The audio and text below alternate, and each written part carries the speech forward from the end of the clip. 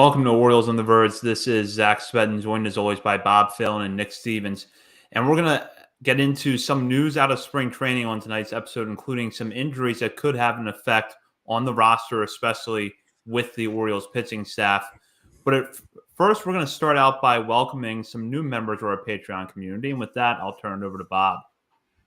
Yeah, one of my favorite parts of the show is just being able to shout these guys out, these people out, that are supporting us, help us do what we do. So thank you for becoming patrons, Justin Florian, Stephen Perry, and Jamie Jeffries. Really appreciate it. And as a reminder, you can become a paying member of our Patreon community for as little as $3 a month. Right now, we are in the final stages of our top 50 prospects countdown.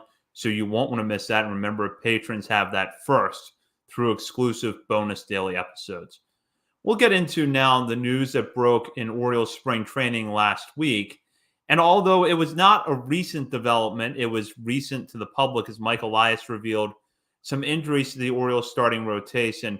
The biggest of which was to Kyle Bradish. Bradish, who many were penciling into the Orioles' number 2 starter this season after a breakout 2023, is dealing with a UCL sprain right now in his right elbow. He did begin a light throwing session last week, but all indications are that he will begin the season on the IL. For now, the Orioles are not counting on Tommy John surgery, at least publicly for Bradish, who appears that he's going to try to work his way back and get on the mound at some point this year. John Means, meanwhile, is behind schedule in ramping up. We did know that Means had a little bit of an injury concern that kept him off the playoff roster last year. That did appear to affect his offseason program. And although there appears to be some hope that we could see him starting in April, he is likely to begin the year on the IL as well. So the Orioles down their number 2, and depending on which projections you looked at, number 4 or number 5 starters out of the gate. That's likely to have an effect on the bullpen because 2 guys who were slotted into relief roles in Tyler Wells and Cole Irvin now seem to be the odds-on favorite to take the rotation spots left behind by Bradish and Means injuries. Of course, there could be other options, and that's what we're going to dive into tonight. Nick, I'm going to start with you because you told us last week when this news broke that you were unusually down. How are you feeling now that we're a week removed from this news coming out? I guess a little bit better, but yeah, that was a real gut punch just because like you get all the photos of guys arriving the day before and then first day of workouts come and then it's like, bam, Basayo's injured, Means is delayed, Gunner's injured. And then the hammer, you've got Kyle Bradish and UCL in the same sentence. And that like it stunned me. I think I texted you guys and said I'm dead inside. Like you expect to hear the things that are bothering guys, things that crept up in the offseason, like that's first day of stuff, right? You send Michael Elias goes out there and takes the bullet there and reads off the injured list. But like we as fans had no idea. And it's you got the first day camp stuff, but we're also just riding this high of this organization just traded for that ace that we've all been demanding for in Corbin Burnes. And I know like, you know, some people say, hey, Orioles didn't even have to give up much to get Corbin Burnes. Like, yeah, they did. They gave up a lot to get Corbin Burnes for potentially just 1 year of Corbin Burnes. But like John Muley said, this type of move that championship teams make. We didn't know that Bradish was injured. And so now we're riding that high and bam, Bradish, UCL.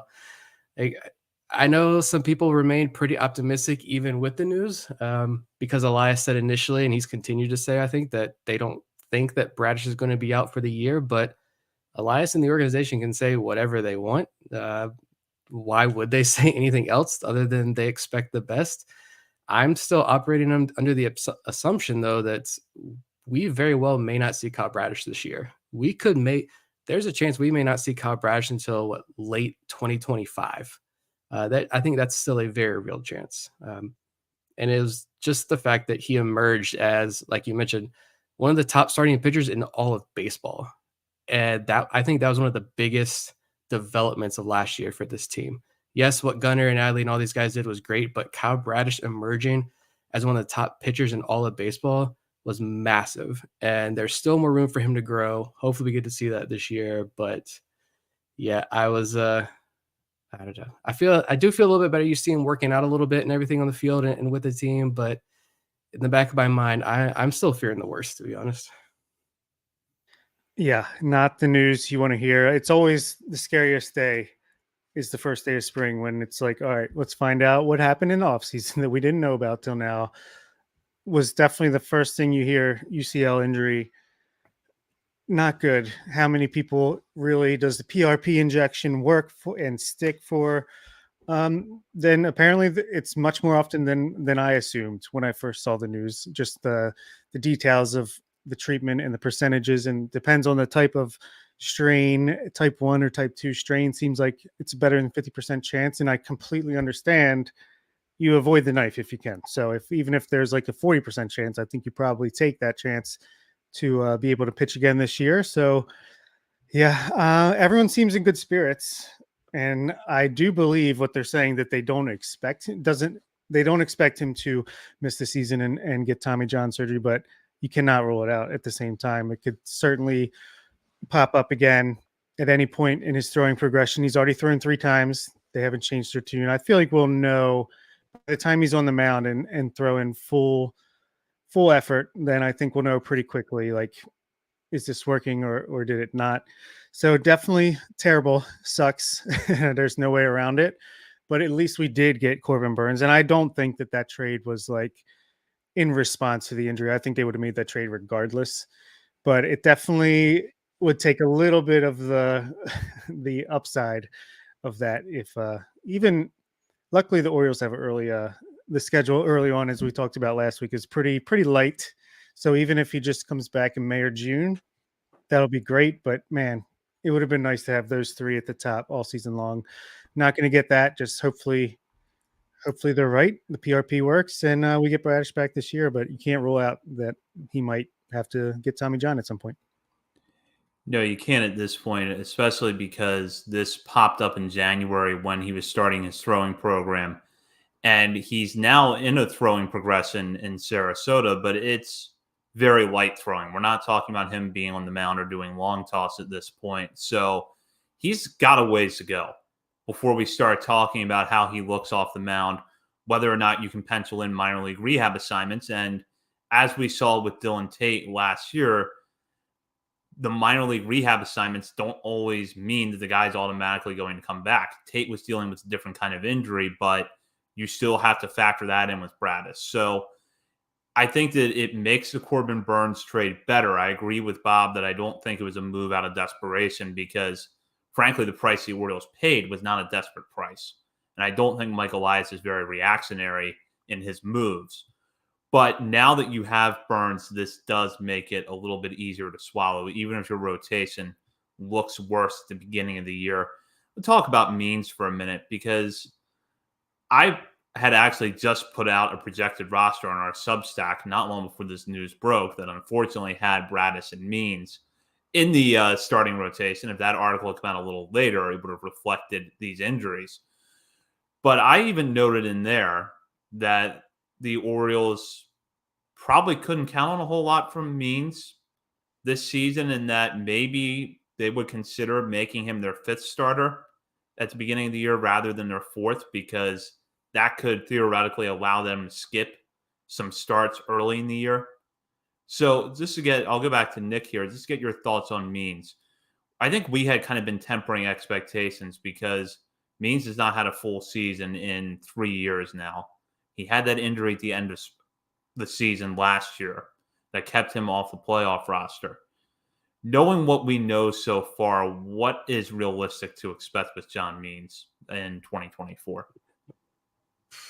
I saw some other people talking about the Means situation, and yes, it's good news that this isn't a new injury. It's a continuation, I guess. It's delayment from what happened at the end of the year, which is better news. But I can't remember exactly who said this. I'm pretty sure it's someone who listens to the show. So sorry, I'm stealing your thought here. But I saw it on Twitter and I agreed with it. And basically they said coming into this year, they thought anything you got from Means this year they were considering a bonus. And I was like, that's it. Like, that's how I view John Means this year, to be honest, because like you mentioned, he had 23 innings last year. He had 8 innings in 2022. So it's been since 2021 where he had a full workload. He's only had 2020 exception because the COVID year, but still, he's only pitched 2 full seasons in Major League Baseball. 146 innings in 2021 and then 155 innings in 2019. He's not a young chicken anymore. Like, he's how old is he actually? He's almost 31. He turns 31 in April. So, I mean, I don't know. Anything you do get out of him, I like that thought that you consider that a bonus this year. I kind of assumed anyway that, this was probably determined when he went down last year, when he started feeling that the agitation or whatever it was technically. I'm sure at some point, not too long after that, the organization probably sat down with him, like exit interviews or however the Orioles operate there, and were like, look, we're going to slow play this through the offseason. And it was probably established months ago that he could potentially start the year on the IL because they'd prefer to have John Means ready for the end of season, ready for the playoffs, because he hasn't pitched so many innings in a very long time. You can't expect this 30, 31-year-old guy who's still relatively fresh off Tommy John surgery now to come out and pitch 160, 170 innings and pitch into late October, hopefully even into November. So skipping starts, like Zach mentioned, maybe even predetermined, we're going to slow play this and start you on the IL and you'll come back a month into the year. That way, hopefully you do stay fresh for the end of the year. But it all comes back to that. I'm not too concerned about the John Means. It's just when you add the Bradish thing on top of it, it's just kind of like an extra, that gut punch is a little extra harder. But I kind of assumed something like this was probably going to happen with Means this year. Yeah, and that's it, right? When I first heard the news, I'm like, are you kidding me? Another injury after he just got a setback in September. And then once you hear the more details, it makes a lot more sense where it's like, yeah, like you said, this is almost like slow playing him on purpose so that if you don't want him fading out late in the season like a Tyler Wells, no offense, Tyler, did last year, you want him to be able to, maybe he starts a month late, even if it's just a couple weeks. Hopefully that's enough to keep him fresh down the stretch run into the playoffs if you need him, even at that point, if you need to move him into the bullpen. But yeah, again, it's not ideal, but I think, what did we say, like 120 innings maybe for him? So if this is the way they got to do it, then it makes a lot of sense. It just compacted with the Bradish news, made it that much worse. If Bradish was fine and this was the Means news, it'd be like, okay, Cole Irvin can step in and make a handful of starts until Means is fully ready. But now it's like your depth is, we have decent depth, thank goodness, but it's running at full capacity, I'd say, at this point. Well, let's use that as a segue, because right now the odds-on favorite, given their track records, to take these rotation spots have to be Tyler Wells and Cole Irvin. You add a right-hander and conveniently another left-hander to replace John Means. That would also open up a couple of spots in the bullpen. At the same time, though, the remaining pitching market in free agency, there's an unusually long list of pitchers out there at this point as we're approaching late February. Would the two of you, and I'll go back to Nick to start this one, how confident are you in Tyler Wells and Cole Irvin at least being able to get the Orioles through the first few months of the season? But, is there an alternative you would prefer to see over those two guys? Outside of the top tier, like Jordan Montgomery, Blake Snell. I was going to say, so we can't just say Blake Snell. Yeah. No, it's not going to be those guys. I'm honestly fine. Like, all right, we moved past the Bradish thing. It happened. Let's hope for the best, right? The Means situation, like we mentioned, kind of expecting something like that. Skipping starts, limited workload to keep him hopefully fresh for the end of the year. Moving forward, though, honestly, in sitting here thinking about it, I still feel fine with this rotation. I still feel fine with the bullpen. We're probably going to throw out a lot of names here over the next 20, 30 minutes, but like, I do think Tyler Wells and Cole Irvin, I wouldn't say they're locks, but do have the inside track. I'm going to go on a limb too and say when Andy Costco was on last week fighting for Tyler Wells, he wasn't anticipating Tyler Wells getting into the rotation this way, But I think the conversation about Tyler Wells has never been like he's not good enough to start. And I know we've gotten some comments. I think there's like comment on YouTube or something, a couple on Twitter. I know we got, and questions, not like people like, what are you guys talking about? Not the trolls, but like genuine questions from people like, why aren't more people like talking like Andy did last week about Tyler Wells and his ability to be a starter? Everyone's just assuming he's going to be in the bullpen. Well, I think no one ever was slotting him into the bullpen because he's not good enough to be a starter. It was just that fatigue. It was just hitting the wall for the last 2 years. So I'm confident in Wells being moved in. And Irvin, I actually pulled his numbers again. I think I would consider Tyler Wells as close to a lock as possible now. And I think it's Irvin's job to lose. But when you look at the way he ended last year, 33 innings pitched, 2.43 ERA, a .87 whip. He had a 3% walk rate over the final 2 months of the season. Hopefully he unlocks something there. If so, fantastic. He doesn't have to be that great, obviously, for 2-3 months in the rotation until hopefully Bradish comes back. But I think if Means is back in a month or so and Bradish can come back middle of the season, Bob mentioned the schedule. I'm not going to say it's an easy schedule, but it is favorable to the Orioles the first month or two. I think you can roll with this and be perfectly fine and set up for a pretty strong push to the playoffs by the end of the year. Yeah, I think I wouldn't say guaranteed or locked in, because I do think, the Orioles could go out and sign a Michael Lorenzen type just to fit in the rotation in the beginning of the season, shift easily into a relief role once everybody's healthy, knock on wood, if everyone gets healthy, no more injuries. Or they could even still trade for a Dylan Cease, Jesus Luzardo. I think that's not out of the realm of possibility. I think the odds aren't great, probably more closer to the trade deadline if something like that was going to happen. But, it could be the case. So that's why I'd put like 90% chance it's going to be Irvin and Wells in the last few spots of the rotation. And like Nick said, I think there's nothing wrong with that whatsoever. If you take away Irvin's like early season stint where he was getting shelled a little bit early on last season, once he came back, I felt like he was fine. Like he was pretty good. And I think he's reliable. He can give you the innings, he's not going to walk a ton of batters. Just let him do his thing at the back end of the rotation. And I think this offense and bullpen can have his back enough to easily be able to have him fill the void until Means is back or hopefully Bradish is back. And then, Tyler Wells, especially in the first half, I'm not worried at all. I mean, we know what he can do in the first half of a season while he's got all of his juice flowing. I don't know. I think like I was saying last week with Andy and Danielle in here, maybe you design it in a way where, hey, Tyler Wells, you're a starter till the All-Star break, and then we'll see where we stand. And if Bradish is healthy, Means is back, everything's looking good, we trade for a pitcher, what have you, we want you to just go into that bullpen and dial it up like you did it when you came back at the end of last year and see what you can do from there. So, not too worried, especially in the regular season.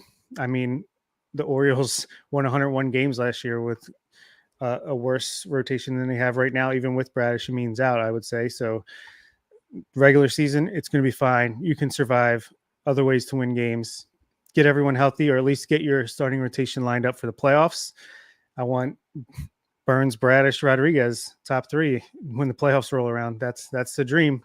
And if Bradish is out, you're getting someone at the trade deadline. It's got to be someone pretty decent too. So that's where the worry starts to kick in if these injuries drag on or if there's new ones that pop up.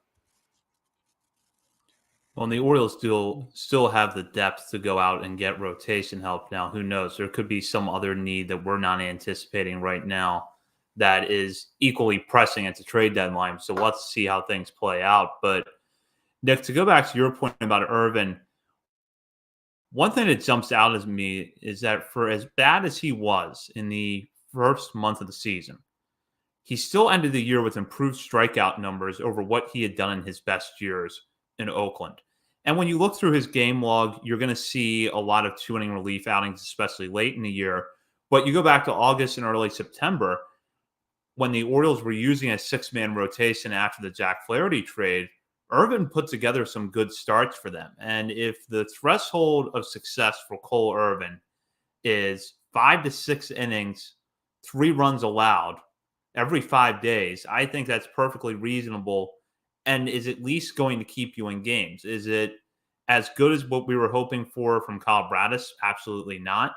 It's probably not as good as John Means on his best day, but it's still workable, especially with the talent you have elsewhere on this roster. Yeah, he had a couple of these starts here, like against Seattle and Oakland on the road. These are actually great starts, 5 innings apiece, 1 combined run, 2 walks, 9 strikeouts.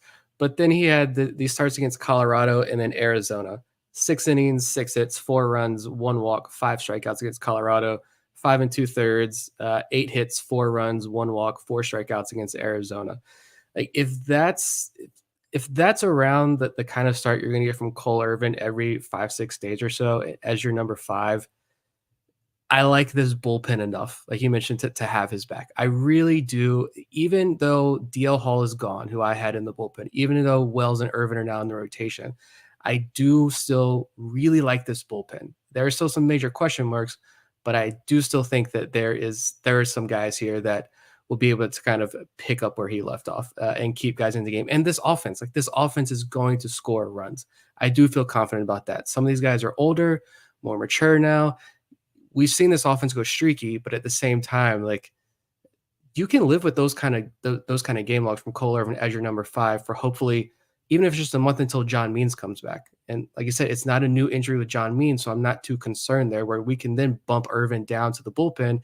And now he can do, like he finished 2 2/3, no earned runs against Boston, 2 shutout against St. Louis, 2 more shutout against Boston. We can get that Cole Irvin for the rest of the season. I'll take it. I'll take it every single day, because the alternative is way, way worse. That's livable. That's doable. That will help get you to the playoffs. Yeah, ideally, he's that multi-inning reliever, swingman, spot starter when you need someone. Perfect role for Irvin. But I did pull up like his first 3 starts of the year, first couple weeks in April. He gave up 15 runs in 12 2/3, 8 walks in 12 2/3. That's not Cole Irvin. 10.66 ERA.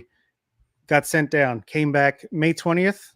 From that point on, when he was in the majors, 3.20 ERA over 64 2/3 innings, 13 walks in 64 2/3 innings compared to 8 in 12 2/3. Plus, he pitched really well and down in AAA while he was down there too. So I just think even his FIP was a little bit higher, but 4.24 over the rest of his season. That's what you would expect. So I think he just got off to a bad start, made things look a lot worse than it actually was. And yeah, Cole Irvin is fine for a back end of the rotation. And I mean, I know obviously he's out of options now, but he's still a guy that has 4 years of team control? No, 3 years of team control left. So I think you're going to see Cole Irvin in an Orioles uniform for some time. And I think he's a very valuable player to have. Yeah. This to go back to the Dale Hernandez trade. And I've heard, everybody's the baseball podcasts are heating up and they're on fire right now. And I love it. But I've heard a few different podcasts, not A's affiliates, not Orioles affiliates, but national podcasts.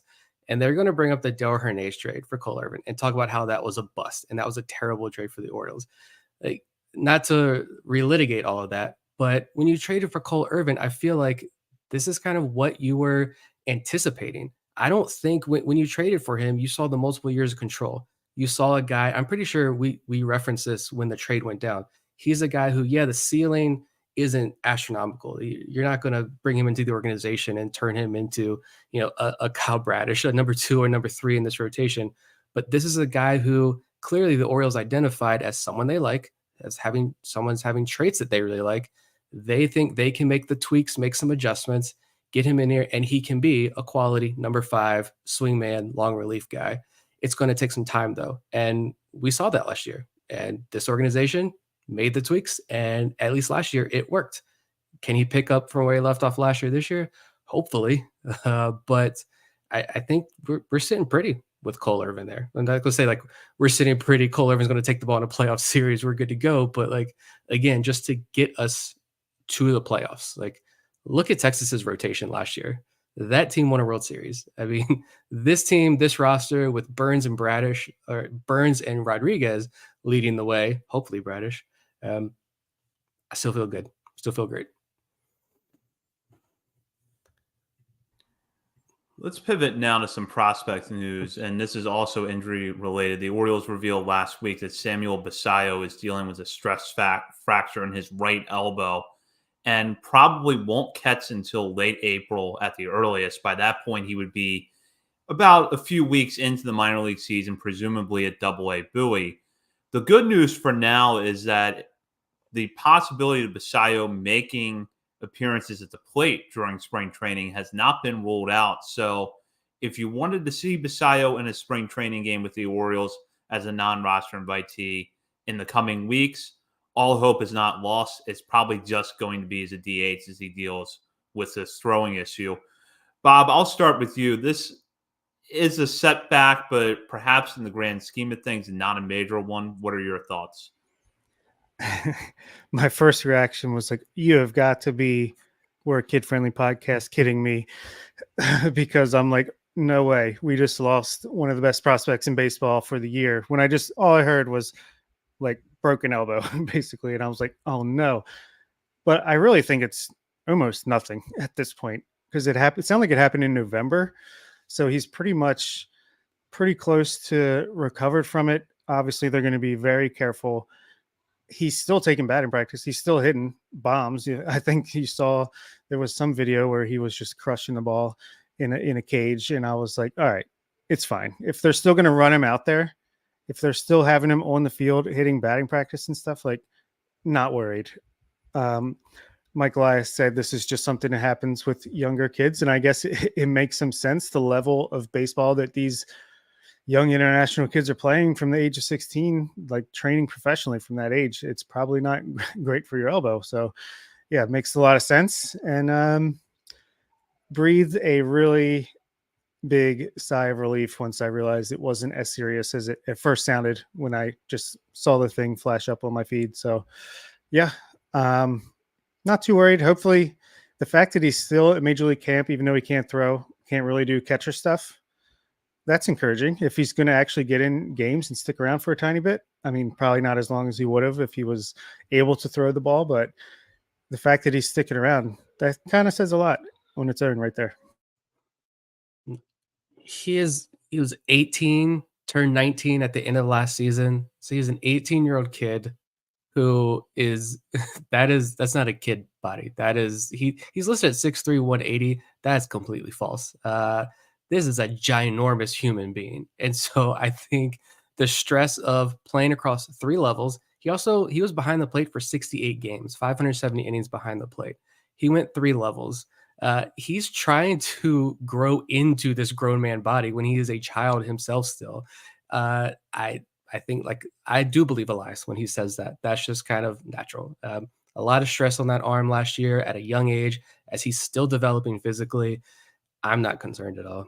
Like, it's fine. Whatever you get out of Basallo doesn't have to be a great catcher. Basallo doesn't have to be some elite defensive catcher. He just has to be good enough, I think, behind the plate, because the value with Basallo, it's the bat. It's more than the bat too, but it's the big thing is the bat. So DH, first base, if that's where he's going to spend a lot of his time, that's fine. Like you said, the video, I grabbed it from Instagram. I think one of the baseballs he literally pulverized into nothing. Like, it just disappeared from frame instantly. The elbow's fine. He's going to be hitting home runs at Prince George's Stadium in a month, 2 months, whatever it is, and all will be good. Yeah. If he was a DH, like, if he literally could not play the field, if he was the Jordan Alvarez, like, career DH at 19 years old coming into this season, he would still be a top 20 prospect, I feel like, because like you said, the value is in his bat. There was a tweet from Brendan Tuma on Twitter today, or a couple days ago, actually, that says highest WRC plus for an 18-year-old at high A since 2006. I'll start from the bottom. Mike Trout, 117. Keibert Ruiz, 119. Jackson Churio, 119. Wander Franco, 157. Vladimir Guerrero Jr., oh my God, remember that epic, historic minor league season he had? 179. Samuel Basallo, 195. 195. And he got to AA and batted like 571 there over 12 at bats or so, or something like that. So, yeah, he's special. And the bat is special. He could literally be one-armed, and I think he'd still be a pretty pretty valuable guy. Yeah, in long term, this doesn't have to. This is not going to have an effect on whether or not he makes the major leagues as a catcher. It's really not. Yeah, there's going to be more that makes or breaks his chances of sticking behind the plate than a lost month in his age 19 season. And if you look over the course of the full year, there are plenty of opportunities for the Orioles to make up for lost time if feasible. They could send him to Norfolk at the end of the season. Their season runs a few weeks longer. There are some extra opportunities to catch. There will probably be some sort of postseason work, whether that's in Sarasota or the Arizona Fall League. You also have this new academy in Dominican Republic where Basayo could work out in the offseason. And with good drill work, could not lose any progress on his development behind the plate. So if anyone's thinking that far ahead, realize that these few weeks are not going to change. It's not going to be what changes anything. Something else will affect whether or not Basayo sticks behind the plate, but it won't be this. I don't even think this damages his chances to make it to the major leagues at the end of the season because he's not going to be the backup catcher if he were to come up in September or even just like sneak onto the postseason roster somehow or come up in September like a Heston Kjerstad last year. If that's the case, it's for his bat. It's not for his glove or his arm at that point. So I'm still clinging to pipe dreams over here. Yeah, I'm never going to a minor league game this year to go watch Sammy Basayo catch. Like just not happening. I never will. Never have, never will. I'm not going to go to an Orioles game when hopefully he's in an Orioles uniform. I'm not going to go to watch him work behind the plate. I'm going to go watch him. I'm going to go to watch him hit the warehouse. That's what I'm going to see Sammy Basayo for. So yeah, that injury, it was like, oh, that's a bummer. But once it took like 30 seconds and I was good there. Zero concerns whatsoever. Well, in our episode later this week, we're going to take a little bit of a broader look at the fallout from some of these injuries, but also some other developments out of spring training as we have our spring training predictions episode. You won't want to miss that. In the meantime, you can follow us on our many social media channels, including Facebook, X, Threads, Instagram, TikTok, YouTube. You can also find us on Patreon and at Substack at oriolesontheverge.substack.com. Nick has started to ramp up our draft coverage, and it's something that we'll probably dive into here on the show in a few weeks. But for now, if you want to check that out, subscribe to our Substack or become a paying member of our Patreon community, and we will add you to that mailing list. For Bob Phelan and Nick Stevens, this is Zach Spedden, and you've been listening to Orioles on the Verge, part of the Believe Podcast Network. Chaos, then pow. Are you ready to dive right into the next episode? Welcome to Orioles on the Verge. This is Zach Spedden, joined as always by Bob Phelan and Nick Stevens. And in the second part of our spring training preview, we're going to predict some scenarios that are going to unfold here over the next few weeks down in the Grapefruit League. That, of course, is going to be taking a look at the fallout of the injuries to Kyle Braddis and John Means, but some other parts of the roster that we're going to focus on. We typically do this every spring. This year, we've decided for a variety of reasons, one of them being that there just aren't that many position battles in camp, not that many open roster spots compared to years past, to take a little bit more limited approach to this episode, but we are going to have a full regular season prediction episode sometime right before opening day. For now, though, we're going to focus on the more immediate news that is in front of us here as the Orioles will have their first televised spring game this week down in Sarasota. And I know a lot of people are going to be tuning in to see Jackson Holliday, possibly. Let's hope he's in the lineup at some point here in the next few days. And Nick, I will start with you. We know that it's a big question of this spring. Will Jackson Holliday make the opening day roster? Yes. That's it. That's my answer. Yes. I fully understand all the reasons why they would put him back in AAA, and they are all very valid reasons. And Honestly, if I'm thinking with my head, they all make sense, and I would probably agree with you. But it's February 21st. I just got back from a baseball game. I'm going to watch a spring training game live on ESPN tomorrow. The Orioles, like you just mentioned, come on TV on what, Saturday? Yeah, Saturday. Uh, so yeah, I'm going to ride this high right now. Jackson Holliday is the starting second baseman for the Baltimore Orioles because apparently his arm is really weak. With that article today, I don't care about the arm. This goes back to the Basayo, the last episode we just talked about it. I'm not going to a game to watch Samuel Basayo catch. Guess what? I'm not going to a game to watch Jackson Holliday throw a baseball from shortstop because Gunnar Henderson is on this team. Jackson Holliday is the starting second baseman for the Baltimore Orioles, and yeah, from day one. All signs point to yes, because literally from the moment the offseason hit, winter meetings, comments, Brandon Hyde, Michael Elias. This is weird. They seem very open and honest and confident that he has a very good chance of making the opening day roster. Continues throughout the offseason. Like, weirdly, vibes were like he's going to make the team. And then spring training starts. Oh, he got even stronger, 10 pounds of muscle, hitting the ball harder than he ever has. Pick the videos, like they're preparing him to be the second baseman on opening day because he's getting a million reps at second base right now. Comments of we want him to feel as comfortable at second base as he does at shortstop. They're giving him lefty on left live batting practice already. Like we want to get him, see what he does left on left. Ciano Perez, he's up against. I forget the other lefty, maybe Nick Vespi. Walked against one of them, struck out against one of them. Saw the video, hit a line drive off the top of the center field wall, blasting the ball. Just, he's on the team. I think it's just inevitable. I think even Keith Law was like putting Mike Trout's name in the same sentence as Jackson Holliday, stuff like that. I wish there was a little more coverage of Connor Norby and Kobe Mayo because I really have no idea how they're doing this spring, just based on everything I've been reading. I'm very curious, but just it's all out media blitz on Jackson Holliday, and Michael Elias just seems to be embracing it and saying, yeah, special kid. So yeah, I think he makes the opening day roster. I have him penciled in as well, and this is really the key indicators to me, more than the raw stats. Is he hitting the ball hard? Is he hitting the ball in the air? Is he putting together quality at bats? Does he look comfortable at second base?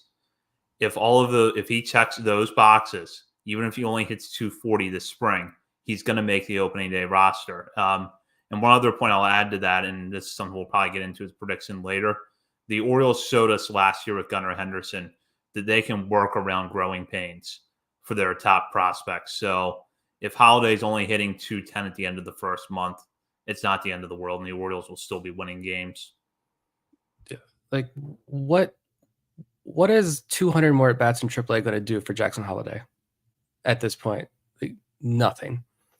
You're going to, okay, yeah, you might want to see more home runs. Like that's going to come. What is he squatting now? Like so in the 3, 4, 5 club or something. I don't know. I don't do lifting weights. Me neither. Clearly, there's the Baltimore Sun. They had the article there. Jacob Kaltenmeyer wrote an article. I think that was Wednesday when that came out.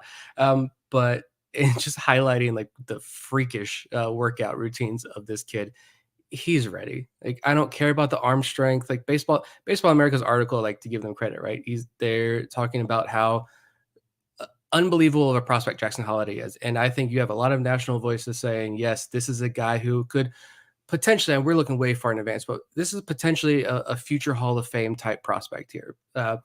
Obviously, there's a long way to go for that. But really, that article, the point was there's really one blemish in his game right now, and it's his arm strength. And again, I don't care about the arm strength because you don't need a lot of it at second base. The bat, I think, is ready. And like Zach said, he's going to learn on the fly. He's going to learn in the major leagues. He might struggle for a month, and that's okay. Gunnar did. Adley did. Look how they turned out. So, by the way, spoiler alert, the moral of the story to the article was they think he can make it work regardless of the arm strength. So apparently he's got the instincts and the timing to make it work. So it wasn't even really that big of a minus to his game. I do have to say though, like my favorite clip of this entire spring so far was like the little slow motion video of Kobe Mayo and Jackson Holiday running in, like slowly smiling at each other, having a good time. It was like the kids are going to be all right in the Orioles. So let's move to the outfield then for this second question. Who will be the Orioles outfielders to open the season, both starters and reserve? Zach. The starting outfield is going to look very familiar. Austin Hayes in left, Cedric Mullins in center, Anthony Santander in right. Jorge Mateo will be the de facto fourth outfielder as a utility player, with Heston Kjerstad listed on the roster as the fifth outfielder, but mainly being a DH, at least early in the season. Okay, I have Austin Hayes, left field, Cedric Mullins, center field, Anthony Santander, right field, obviously. Then I think Heston Kjerstad is on the team and Colton Cowser are on the team. And Jorge Mateo is on the team as well, more of like super utility, second base, shortstop, third base, center field, corner outfield, whatever you need. I think the hope is to have him capable enough to not need a Ryan McKenna, Ryan Hilliard, etc. And I think that will be the case, but I do think both of the rookies in the outfield will make it as well. I had the same one as Zach. Santander, stop being cowards and extend them already. Austin Hayes, Cedric Mullins. I'm getting more and more excited about Cedric Mullins, and it's not just because we just watched him like hit a nuke in one of the first days of spring training. I really am buying the rebound on Cedric Mullins this year. Maybe it's also just because I'm like so much fantasy content I'm listening to, and a lot of people are really down on Cedric Mullins, and now I'm like fighting back, like, no, that's our guy. He's going to rebound. But I do really think the injuries kind of hampered him last year. So I'm buying that bounce back there. Mateo as well. Brandon Hyde is going to want his guy. I see Brandon Hyde behind closed doors, slamming tables, like not in a mean way, but very aggressively pushing to have his guy on the roster in Jorge Mateo. And hopefully that works out in center field. And then I have Kjerstad, the lefty power bat who can play right field at home. You can put him in left field on the road if you need to. He can play first base. He can DH. I just think this organization views Kjerstad as someone who they really want in this lineup. And I think they're going to try to make it work. The issue I have is, what happens with Cowser? And I am a very big Colton Cowser guy, and I really struggled with this one. But I've got him in AAA to start the year, I think. If Holiday makes the team. If Holiday doesn't make the roster and they decide they want to put him in AAA for a little bit, then I do think Kjerstad and Cowser both make the team. That's fair. That's fair. All right. My prompt here is the injuries to Bradish and Means, which we talked about the last episode, seemingly opens up one spot in the bullpen, not even just the rotation, because you're pulling from the bullpen with Kimbrel, Cano, Colomb, Tate, Perez, Webb, and Bauman penciled into the other spots. Who gets that eighth and final spot, Zach? So I had to think about this one, and I think for right now, I will go with Keegan Aiken because he would most easily fit the Cole Irvin role of being able to throw multiple innings. The Orioles did just pick up Matt Crook from the Yankees, but he has a couple of options remaining. Nick Vespi has options remaining as well. And in Vespi's case, you're not going to be looking at him as a possible long man. So the Orioles have held on to Aiken all the way through to this point. That doesn't mean he's going to be on the roster all year. But I think initially, as they look for options in their bullpen that can give them multiple innings, Aiken's going to be that guy. Still my answer again. And I didn't want to answer this question because I thought I was going to have the boring one and get booed off the stage for saying Keegan Aiken. But there's so many options, right? I think Nick Vespi his routine is going to be the same as it was last year. He's the up and down guy. I think he's prepared for that. Brian Baker, I think, is going to be another up and down guy. You got Nathan Webb, you got Andrew Suarez, Wanderson Charles, Heasley, Tucker Davidson. I'm with all these injuries, I am much more intrigued to watch Tucker Davidson and Ryan Heasley this spring. I'm going to be glued into their outings. You mentioned Caleb Ort, Matt Crook, guys they just picked up, have intriguing traits. We'll see. I'm most interested in Heasley though, but I do think that last spot goes. I'm going to say Keegan Aiken as well, just because like he had the 6.85 ERA last year, yes, but 4.86 expected ERA, a 2.96 FIP. Strikeout rate continued to climb up. Walks remained steady. The home run rate continued to go down. He did get hit really hard though, like extremely hard. He's got flaws, but like Zach said, I do think this organization really likes having Keegan Aiken there. And I'm going to give him the final spot right now just because to me, it's like those names you mentioned of the locks for the bullpen, where's the length? Who's going to be the guy who can give you 3 innings if you need it? I think that's probably going to be Keegan Aiken. And if you take out this one outing against Seattle where he gave up 6 earned runs and recorded just 2 outs, his ERA drops more than 2 runs, down to 4.69. So I mean, he's not my personal choice, but I can see the organization going this route. I could definitely see that. But to me, if you have an option, and apparently Keegan Aiken does, I think you're starting in AAA. So I think that 8th spot's going to go to someone who doesn't have an option, and they're going to be like, hey, all right, we want to keep you. Here's your shot out of the gates. You get the opportunity. You can take it and run with it. Or if you fail, we can DFA you or whatever and bring someone else up if need be. So to me, that's Jonathan Heasley. I don't believe he has options left. Juan St. Charles, maybe he gets added to the 40-man and boom. But I do think they're going to want to start him in AAA, at least to begin the year. Could see him more in that Yunier Cano situation where he's brought up the first chance of an injury or a demotion. So I think Tucker Davidson is the guy. I think he's going to be the one that can take that Cole Irvin spot, right? He can pitch multiple innings. He's got that splitter. He can be pretty decent. There's a little bit of upside there. And like I said, I just think he can take that Cole Irvin spot. And then when John Means is ready to come back in a few weeks, then they can evaluate, do we DFA Davidson? Do we say, oh man, this could be a piece here long-term? Do they figure out something else and try to get someone else out of there? But yeah, Tucker Davidson would be my answer. Predict the opening day lineup. I will start with Nick. So it's against the Angels, right? Let's assume, I'm assuming it's Reed Detmers on the mound. Maybe Sandoval. I don't know. Either way, both lefties. I don't know. I don't really know who else pitching wise is on that. Griffin Canning. I've been drafting Griffin Canning, so I'm actually I like Griffin Canning this year. But I'm gonna assume it's Reed Detmers on the mound, so that's a lefty.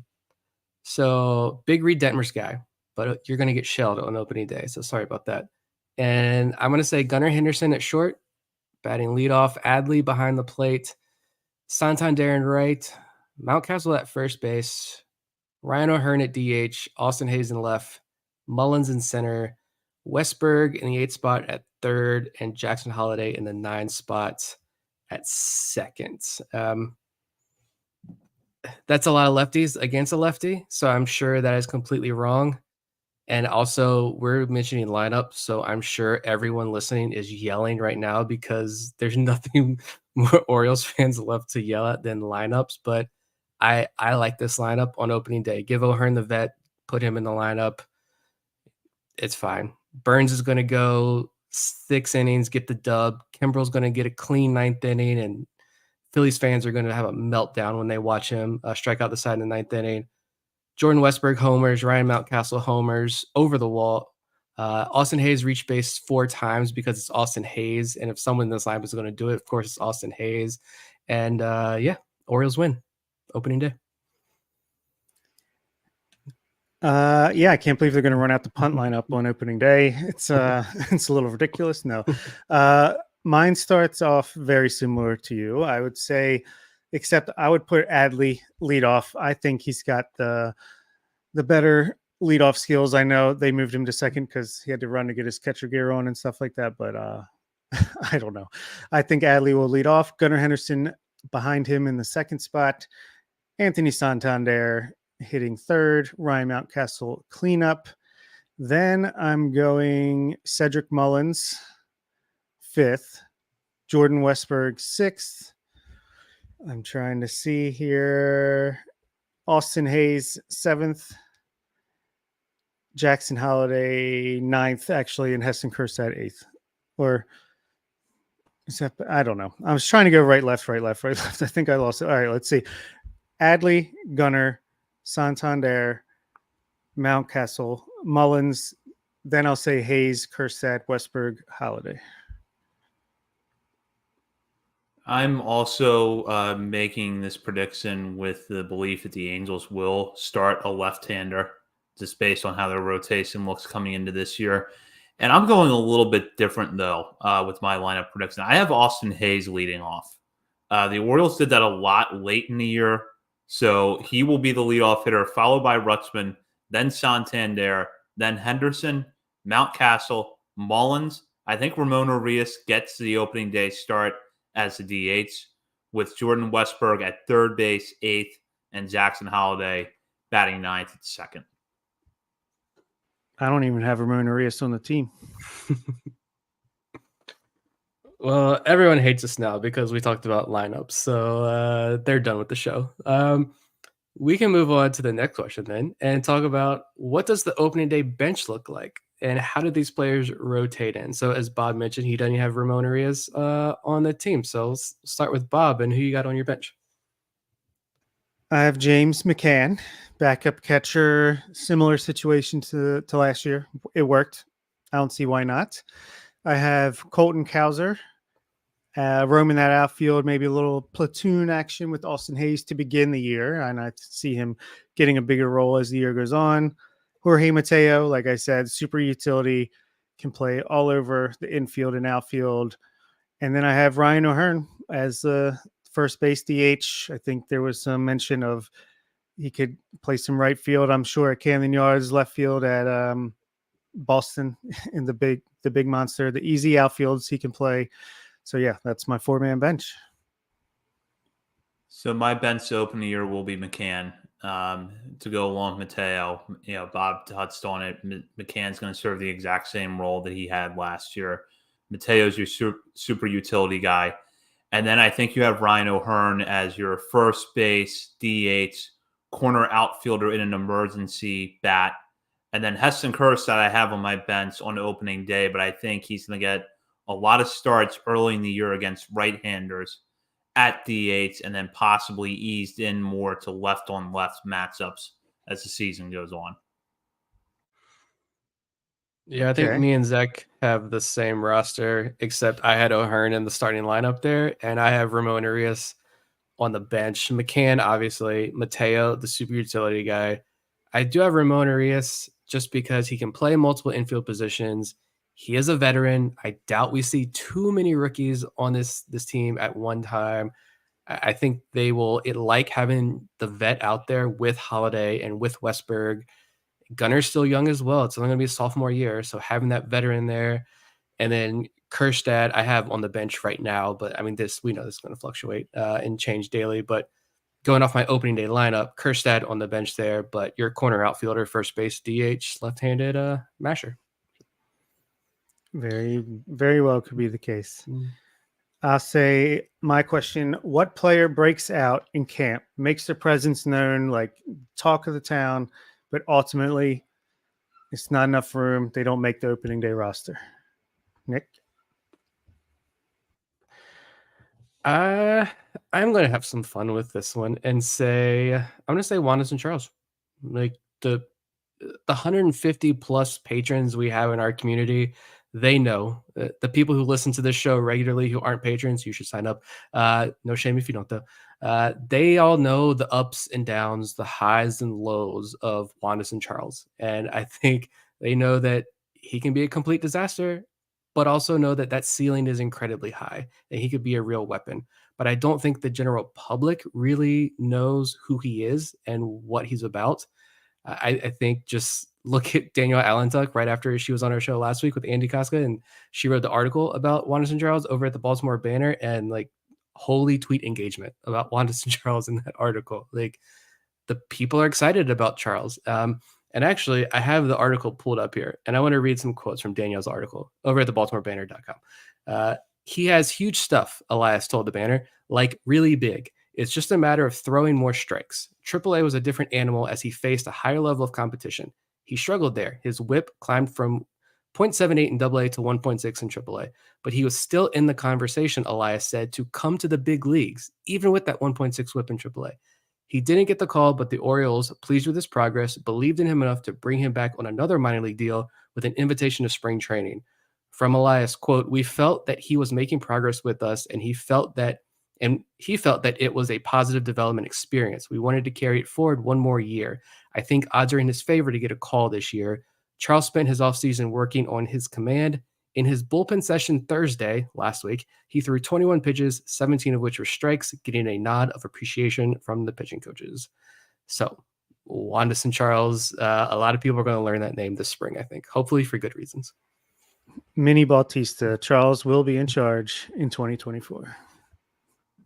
So I think Nick has the correct answer. And I could go with Connor Norby or Kobe Mayo, but I feel like that would be cheating because we're already talking about them a lot on this show. And I think most Orioles fans are aware of those guys now. So I'm going to go off the wall here and go with Daniel Johnson. There's always a position player who outperforms expectations over a 10 at-bat sample size in spring training, yet has no chance of making the opening day roster. And that's where Daniel Johnson is right now. There are a lot of outfielders ahead of him. He's in camp as a non-roster invitee. He hasn't appeared in the major leagues in a couple of years, but he fits the bill of someone who would perform well in big league camp because he's 28. He had an OPS over 800 between two levels of the minor leagues last year, including AA and AAA. I'm thinking like maybe one or two loud home runs, gets a few starts in split squad games, and then is patrolling the outfield at Harbor Park for the rest of the year. So I just realized I haven't looked up a single thing about Daniel Johnson, and I had no idea who he was, that he was even in this organization, and completely looked over his name on the non-roster invitee list. But yeah, I think he's still got some speed. So I do think that I like that pick.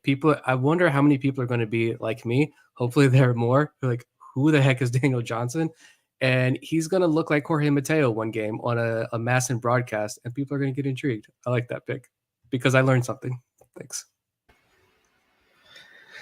Yeah, I'm going to go with Kobe Mayo. I think people are going to be talking, and I'm talking people like Brandon Hyde, Mike Elias, coaches, reporters, media. After spring training, it's going to be, he was really close to forcing our hand and have to make room for him. He's an absolute rock star. I think people are going to just be talking about Kobe Mayo like an absolute dude, that it's a matter of when, not if, he's up in the majors early on in the season. So I think Kobe Mayo is going to go out there and ball out, but it's a competitive roster. It's tough not to crack. Blank will get traded in spring training. Start with Nick. I guess I should have prefaced that question because I wrote that one. Are we talking like actual trades or Vivek trades? Because if we're talking, shout out Vivek. If we're talking real trades, like I don't know. I wanted to come up with some stuff, but I just think barring an injury or something crazy happening sometime over the next few weeks, I'm going to give another boring answer here and say I think they stand firm and no one gets traded. Like I think Ramon Urias does make sense to be moved, and I could see teams, they start to experience some injuries once games get rolling here over these next couple of days, and they come calling. Ryan McKenna, like I feel like guys like Ryan McKenna and Sam Hilliard, you could see them getting moved as well because they're probably not going to fall through waivers and be able to go to Norfolk. So I could see this organization saying, hey, we're not going to keep you on the major league roster.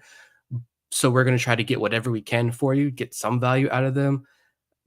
But when I look at it, I have a hard time just because I feel like this organization is going to bend over backwards to keep McKenna or Hilliard somehow on this roster, because Mateo isn't proven in center field. Kowser's fine in center field, but I doubt if something happens with Mullins again, they're not going to want Kowser in center field full time.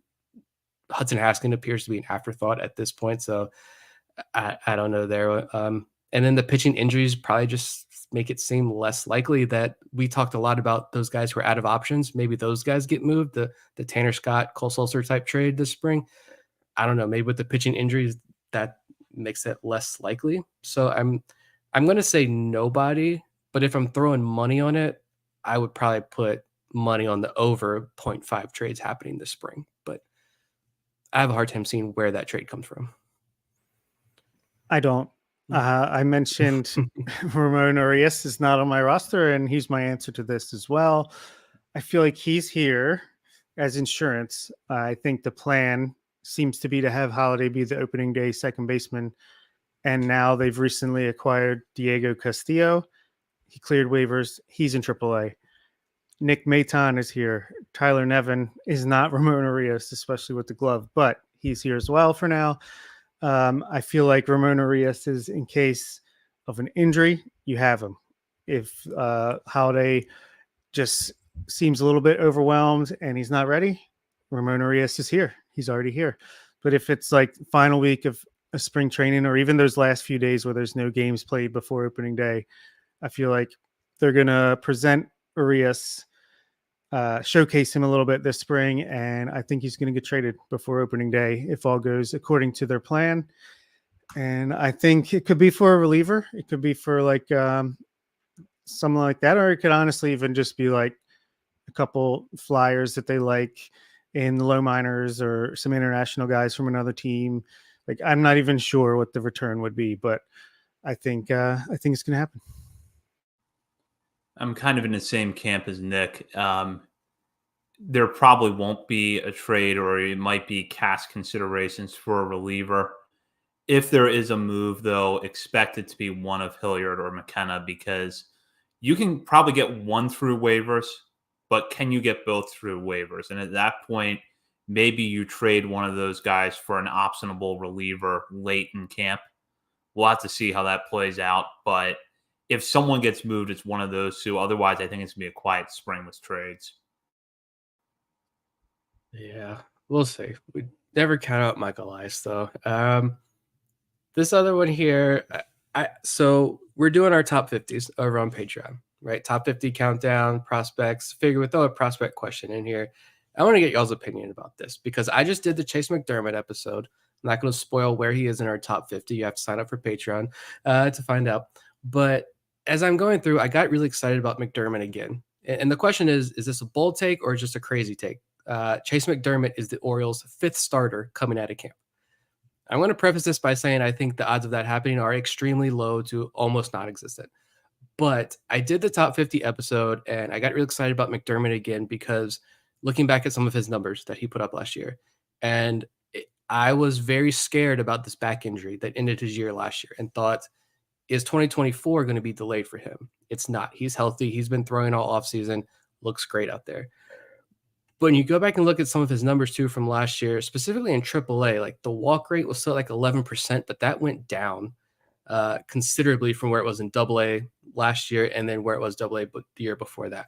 All right. I'm sorry, taking control over this whole question, but I have a lot of McDermott thoughts here. So the walk rate went down, right? But he led minor league baseball in average against. Okay. So great. Strikeout rates through the roof. Guy's got an explosive fastball, good slider. I think that's his floor there, right? As a reliever with 2 elite pitches. Innings per pitch down. Home run rate was almost non-existent, like 0.5 home runs in AAA. He gets to AAA where a lot of guys struggled, where the league average ERA was over 5. And his was like 2-something ERA in AAA. So McDermott arguably has the highest ceiling among the starting pitchers who are almost major league ready, right? And I'm listening to, I think it was Just Baseball podcast actually, and they threw in there like, hey, could McDermott be the number 5 starter for the Orioles coming out of camp? I think they were talking about like surprise prospects not under the radar, but like surprise prospects to watch in spring training games coming up over the next couple of weeks. And they threw out McDermott and said, could he win a rotation job with all these injuries? And so I just did the top 50 prospect podcast. And so I figured, let's throw this out there. What are the thoughts about Chase McDermott this spring? What are we looking for? And could, not even just the rotation, could he make this team out of spring training? I would not count it out, but I do think it's a long shot. I think just you even heard Brandon Hyde talk about it. I can't remember if it was him and Elias, but there was definitely comments that came out recently of, yeah, we're going to give these guys a great look. Looking forward to them contributing sometime at the major league level in 2024, but most likely going to start the year in AAA Norfolk's rotation. And I do think that's the most likely possibility. But if whether it's McDermott or Povich, Seth Johnson, that's pushing it. I don't care what MLB Pipeline tweeted out today. Whether it's McDermott or Povich, I'll stick to McDermott. If he's coming out and shoving, I think much more realistic possibility is he gets that last bullpen spot that we were talking about earlier, and you ease him into the major leagues that way. And again, easily optionable if there's just run out of room, or if you want to, if he's struggling, what have you. But if there's another injury and it's like, say Dean Kramer gets hurt or something like that, and it's like, all right, Burns, Rodriguez, Irvin, Wells, then what? Then I think maybe, hey, McDermott, he's been pitching well. Let's give him the shot. So I think outside shot, but I can't say it's impossible.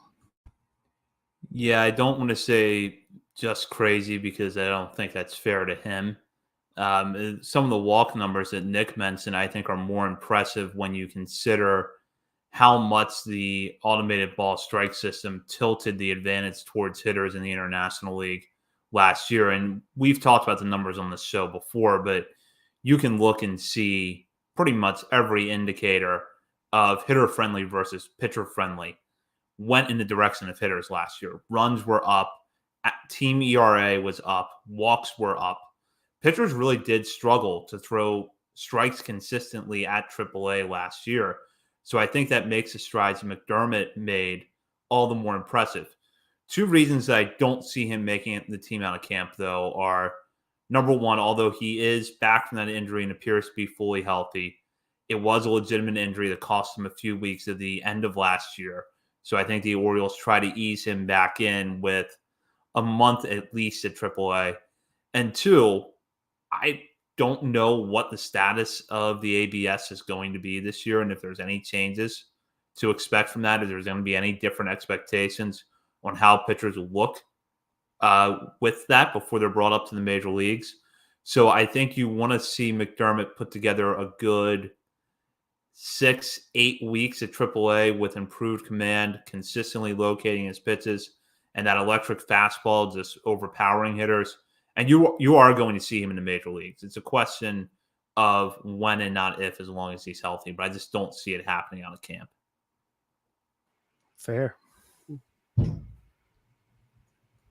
And with go ahead, before Bob. we leave, I just have to make something clear. I think I've been a big part of this organization's turnaround, and I deserve to be extended by the podcast. All right, Austin Hayes. Lord. Well, I was going to make a crack about Anthony Rendon not really caring about baseball, but we'll just leave it at that. And with that does it for this week's episode of Orioles on the Verge.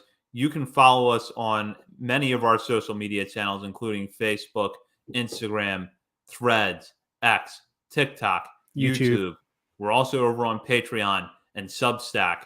You can find us on Substack at oriolesontheverge.substack.com. We are down to the stretch run of our top 50 prospects countdown. So if you haven't become a patron member yet, sign up today and you'll get the access to all the episodes we've recorded to this point, plus the final ones. We will be back at a special night and time to be determined.